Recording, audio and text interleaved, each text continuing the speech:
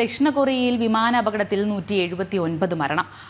മുവാൻ വിമാനത്താവളത്തിലാണ് അപകടം നടന്നത്. റൺവേയിൽ നിന്നും തെന്നിമാറിയ വിമാനം തൊട്ടടുത്ത മതിലിൽ ഇടിക്കുകയായിരുന്നു. 175 യാത്രക്കാർ വിമാനത്തിലുണ്ടായിരുന്നു. വിവരങ്ങൾ നൽകാനായി ഐസൺ ജോസ് ചേരുന്നുണ്ട്. ഐസൺ, എന്തൊക്കെയാണ് മറ്റ് വിശദാംശങ്ങൾ?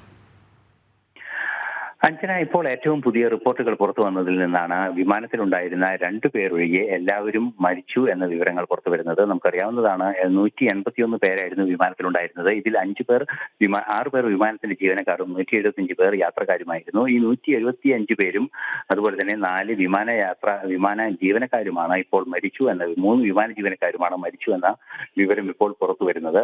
നിലവിൽ 179ഓളം പേർ മരിച്ചു എന്ന വിവരമാണ് പുറത്തു വരുന്നത്. തീർച്ചയായും നമുക്കറിയാവുന്നതാണ്, അതിദാരുണമായ ഒരു സംഭവമാണ് ഇന്ന് രാവിലെ ഉണ്ടായത്. റൺവേയിലേക്ക് ഇറങ്ങുന്നതിനിടെ ഈ ചിറകിനും അതുപോലെ തന്നെ എഞ്ചിനിലും തീപിടിച്ച ഒരു ഘട്ടത്തിലായിരുന്നു റൺവേയിൽ തൊടുന്നത് തന്നെ എന്ന വിവരങ്ങളും പുറത്തു വരുന്നുണ്ട്.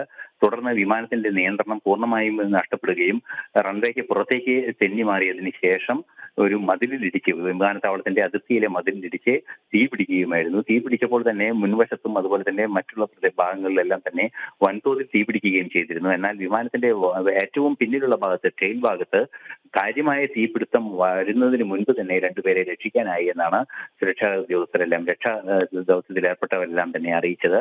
നിലവിൽ 179 പേരുടെയും മരണം സംഭവിച്ചു, 2 പേർ മാത്രം രക്ഷപ്പെട്ടു എന്നാണ് അറിയാൻ സാധിക്കുന്നത്. ഏറെ ദുഃഖകരമായ ഒരു സംഭവമാണ് സൗത്ത് കൊറിയയിൽ നിന്നും ഇന്ന് റിപ്പോർട്ട് ചെയ്യപ്പെട്ടത്. മുവാൻ വിമാനത്താവളത്തിൽ രാവിലെ ബാങ്കോക്കിൽ നിന്ന് വരുന്ന വിമാനം താഴെ ഇറങ്ങുന്നതിനിടെ പക്ഷി ഇടിച്ചതിനെ തുടർന്ന് വിമാനത്തിന്റെ എഞ്ചിന് തകരാറ് പറ്റിയെന്നാണ് മറ്റു പ്രാഥമിക സാങ്കേതിക നിഗമനങ്ങളെല്ലാം തന്നെ പുറത്തു വന്നിരിക്കുന്നത്. രക്ഷപ്പെട്ടത് കേവലം 2 പേർ മാത്രമാണ് എന്നതും ഏറെ ദൈന്യം നിറഞ്ഞ ഒരു കാഴ്ചയായി മാറുന്നുണ്ട്. അഞ്ജന. ശരി.